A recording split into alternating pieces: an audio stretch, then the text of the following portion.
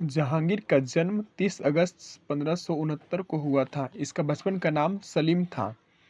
जहांगीर का बचपन का नाम सूफी संत शेख सलीम चिश्ती के नाम पर रखा गया था। नूरजहां या मेहरुन्निसा जहांगीर की पत्नी थी। नूरजहां का वास्तविक नाम मेहरुन्निसा था, जो जहांगीर की पत्नी थी। अकबर के बाद गद्दी पर जहांगीर बैठा। अकबर का उत्तराधिकारी जहांगीर यानी सलीम हुआ। अकबर का उत्तराधिकारी जहांगीर यानी सलीम हुआ, जो 24 अक्टूबर 1605 को गद्दी पर बैठा। जहांगीर की आत्मकथा तुजुक ए जहांगीर थी, जो जहांगीर द्वारा ही शुरू किया गया था। इस आत्मकथा को पूरा करने का श्रेय मोतबिंद खां को है। यह आत्मकथा फारसी भाषा में थी। जहांगीर की आत्मकथा तुजुक ए जहांगीर है, जो फारसी भाषा में थी। इसको पूरा करने का श्रेय मोतबिंद खां को है। मुगल सम्राट जहांगीर के शासनकाल के दौरान किस सिख गुरु की शहादत हुई थी, यानी किस सिख गुरु को मार दिया गया था? तो गुरु अर्जुन देव। गुरु अर्जुन देव को जहांगीर ने फांसी दिलवा दिया था। किस मुगल सम्राट के शासनकाल के दौरान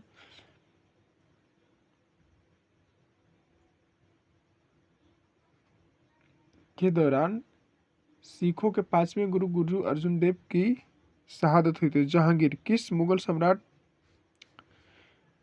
सम्राट जहांगीर के शासनकाल के दौरान किस सिख गुरु की शहादत हुई थी? तो गुरु अर्जुन देव। मुगल सम्राट जहांगीर के शासनकाल के दौरान किस सिख गुरु की शहादत हुई थी? गुरु अर्जुन देव।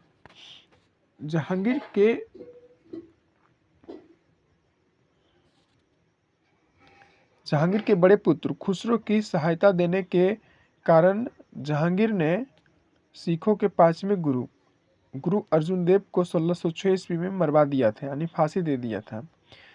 जहांगीर के बड़े पुत्र खुसरो की सहायता देने के कारण जहांगीर ने सिखों के 5वें गुरु गुरु अर्जुन देव को 1606 ईस्वी में मरवा दिया था।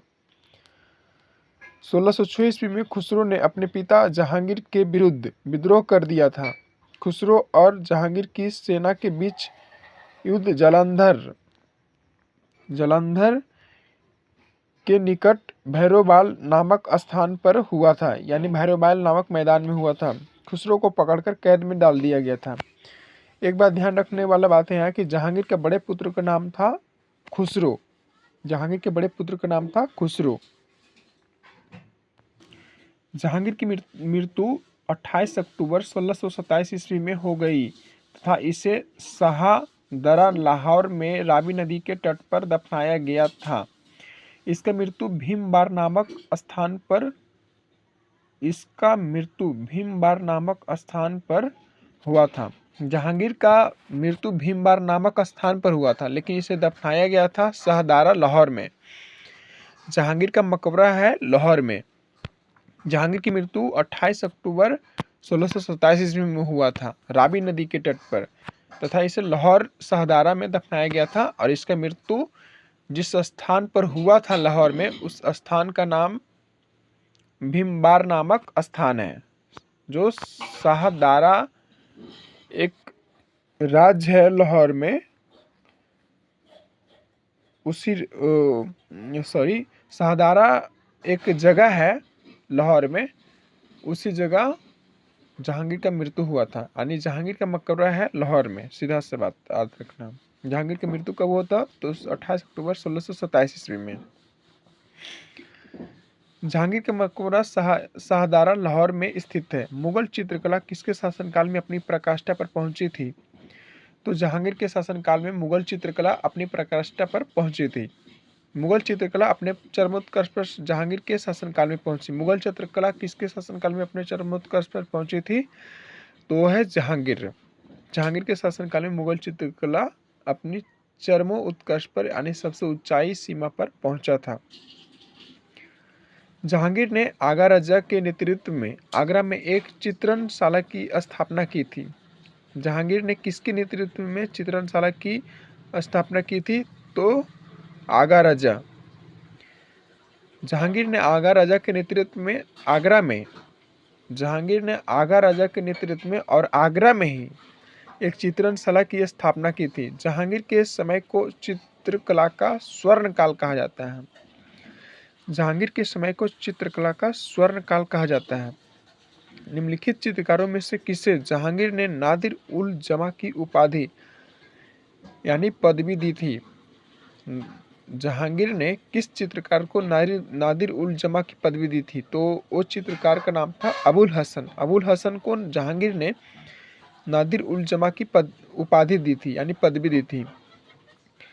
जहांगीर के शासनकाल में निम्नलिखित में से किस चित्रकार को नादिर उल असर की उपाधि यानी खिताब से नवाजा था?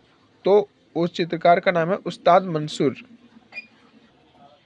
जहांगीर ने किस चित्रकार को नादिर उल असर की उपाधि दिया था? तो उस चित्रकार का नाम है उस्ताद मंसूर।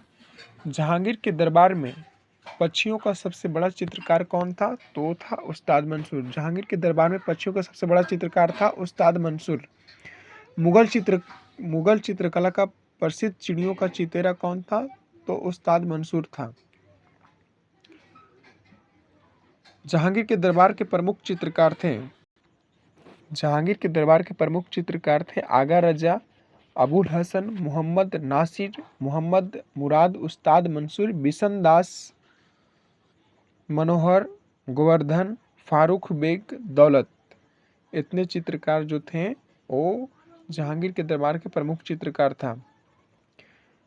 जहांगीर के दरबार का प्रमुख चित्रकार था आगा रजा, अबुल हसन, मोहम्मद नासिर, मोहम्मद मुराद, उस्ताद मंसूर, बिशन दास, मनोहर, गोवर्धन, फारूक बेग, दौलत।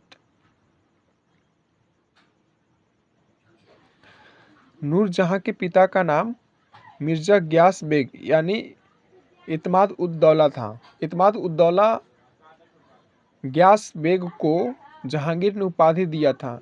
ग्यास बेग को उपाधि जहांगीर ने इत्माद उद दौला का दिया, तो ग्यास बेग का नाम हो गया इत्माद उद दौला। यानी कुल मिलाकर बात है कि नूरजहां के पिता का नाम था मिर्जा ग्यास बेग, जिस जो कि इत्माद उद दौला के नाम से भी जाना जाता है। इत्माद उद दौला का मकबरा नूरजहां ने 1626 ईस्वी में आगरा में बनाया था। प्रश्न है कि इत्माद उद दौला का मकबरा कहाँ है? तो आगरा में। इत्माद उद दौला का मकबरा किसने बनाया था यानी ग्यास बेग की मकबरा किसने बनाया था? तो नूरजहां ने। कब बनाया था? 1626 ईस्वी में। जहांगीर के मकबरा के भी निर्माण नूरजहां ने ही करवाया था। जहांगीर के भी मकबरा का निर्माण नूरजहां ने ही करवाया था। जहांगीर के शासनकाल में कैप्टन हॉकिंस प्रथम अंग्रेज जो था, sir Thomas Roe, William Fitch एवं एडवर्ड टेरी जैसे यूरोपीय यात्री भारत आए थे। जहांगीर के 5 पुत्र थे। पहला जो बड़ा पुत्र था उसका नाम था खुसरो, दूसरा जो पुत्र था उसका नाम था परवेज, तीसरा पुत्र था उसका नाम था खुर्रम, चौथा पुत्र शहरयार और 5वां पुत्र था जहांदर शाह। जहांदर। निम्नलिखित मुगल बादशाहों में से किसने अपनी आत्मकथा फारसी में लिखी थी? तो जहांगीर ने। जहांगीर ने विलियम हॉकिंस को इंग्लिश खां की उपाधि दिया था। जहांगीर ने विलियम हॉकिंस को इंग्लिश खां की उपाधि दिया था। और जहांगीर ने अपनी आत्मकथा फारसी भाषा में लिखी थी। सर थॉमस रो किसके शासनकाल में भारत आया था? जहांगीर के शासनकाल में सर थॉमस रो भारत आया था। इंग्लैंड के राजा जेम्स प्रथम के राजदूत सर थॉमस रो किस वर्ष भारत आया था? तो 1615 ईस्वी में। मुगल मेवाड़ संधि भी 1615 ईस्वी में हुआ था। मुगल मेवाड़ संधि किस वर्ष हुआ था? 1615 ईस्वी में। जहांगीर ने थॉमस रो को कहाँ मिलने का अवसर दिया था? तो अजमेर में। मुगल दरबार में उपस्थित होने वाला पहला अंग्रेज कौन था? कैप्टन विलियम हॉकिंस था। मुगल दरबार में उपस्थित होने वाला पहला अंग्रेज कौन था? तो कैप्टन विलियम हॉकिंस। 1615 ईस्वी में राणा अमर सिंह तथा मुगल बादशाह जहांगीर के बीच मेवाड़ की राजधानी चित्तौड़गढ़ की संधि हुई। इसे ही मुगल मेवाड़ संधि के नाम से जाना गया है या जाना जाता है। दो अस्पा एवं सी अस्पा प्रथा किसने शुरू किया था? तो था जहांगीर। दो अस्पा एवं सी अस्पा प्रथा को शुरू करने वाला मुगल बादशाह था जहांगीर। ईस्ट इंडिया कंपनी ने जहांगीर के दरबार में पहले निम्न में से किसे भेजा था? तो विलियम हॉकिंस को। ईस्ट इंडिया कंपनी ने जहांगीर के दरबार में पहले निम्न में से किसे भेजा था? तो विलियम हॉकिंस को भेजा था। एक डच पर्यटक जिसने जहांगीर के शासनकाल का मूल्यवान विवरण दिया है वह कौन था? फ्रांसिस्को फेल्सर्ट। निम्न विदेशी यात्रियों में से किसने जहांगीर के शासनकाल में भारत की यात्रा की थी? तो फ्रांसिस्को फेल्सर्ट ने जहांगीर के शासनकाल में भारत की यात्रा की थी। यह एक डच यात्री था, यूरोपीय यात्री नहीं था, यह एक डच यात्री था। किस मुगल शासक का मकबरा भारत में नहीं है या भारत से बाहर है? तो मुगल शासक है जहांगीर। जहांगीर का मकबरा भारत में नहीं है, इसका मकबरा लाहौर शाहदरा में स्थित है। जहांगीर ने थॉमस रो को कहाँ मिलने का अवसर दिया था? तो अजमेर में। जहांगीर ने थॉमस रो को यहाँ भी लिखा है जहांगीर ने थॉमस रो को कहाँ मिलने का अवसर दिया था? तो अजमेर में। यहाँ भी लिखा है जहांगीर ने थॉमस रो को कहाँ मिलने का अवसर दिया था? तो अजमेर में। 1622 ईस्वी में कंधार मुगलों के हाथ से निकल गया। शाह अब्बास ने इस पर अधिकार कर लिया। जब 1622 ईस्वी में कंधार मुगलों के हाथ से निकल गया तब शाह अब्बास ने इस कंधार पर अधिकार कर लिया। भारत में इंग्लैंड का कौन सा दूत जहांगीर के पीछे अजमेर से मांडू आया था? Thomas Roe. भारत में इंग्लैंड का कौन सा दूत जहांगीर के पीछे अजमेर से भारत आया था? भारत में इंग्लैंड का कौन सा दूत जहांगीर के पीछे अजमेर से मांडू आया था? तो है थॉमस रो। पित्रादुरा नामक जड़ाऊ काम सबसे पहले किसके मकबरा में किया गया था? तो वो था इत्माद उद दौला यानी मिर्जा गियास बेग, जो नूरजहां का पिता था। इत्माद उद दौला के मकबरा में ही पहली बार पित्रादुरा नामक जड़ाऊ काम किया गया था। पूर्ण रूप से बेदाग सफेद संगमरमर से निर्मित प्रथम इमारत मकबरा किसका था? तो ये था इत्माद उद दौला का। इसी के मकबरा में पित्रादुरा नामक जड़ाऊ काम किया गया था, जो सफेद संगमरमर से निर्मित प्रथम मकबरा भारत में था, जो नूरजहां ने करवाई थी। इस मकबरा के निर्माण नूरजहां ने करवाया था। इत्माद उद दौला के मकबरा का निर्माण नूरजहां ने करवाया था। अशोक के कौशाम्बी स्तंभ वर्तमान में प्रयाग।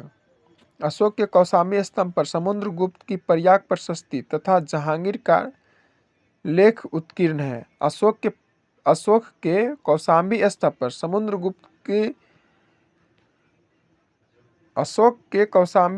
समुद्रगुप्त की प्रयाग प्रशस्ति का उत्कीर्ण है तथा जहांगीर का लेख का उत्कीर्ण भी है। अशोक के कौशाम्बी स्तंभ पर जहांगीर का लेख का उत्कीर्ण भी है और समुद्रगुप्त की प्रयाग प्रशस्ति का भी उत्कीर्ण है। जहांगीर ने 1613 ईस्वी में एक फरमान जारी कर अंग्रेजों को सूरत में थॉमस एडवर्ड के अधीन व्यापारिक कोठी फैक्ट्री खोलने की इजाज़त दी थी। जहांगीर ने 1613 ईस्वी में एक फरमान जारी कर दिया अंग्रेजों के लिए और कहा सूरत में आप फैक्ट्री खोल सकते हैं।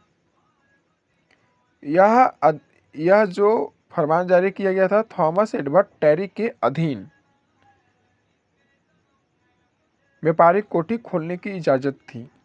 कुल मिलाकर बातें हैं कि जहांगीर ने 1613 ईस्वी में एक फरमान जारी कर अंग्रेजों को सूरत में थॉमस एडवर्ड टेरी के अधीन व्यापारिक कोठी फैक्ट्री खोलने की इजाज़त दी थी। जहांगीर ने 1613 ईस्वी में एक फरमान जारी कर अंग्रेजों को कहाँ एक फैक्ट्री खोलने की इजाज़त दी थी?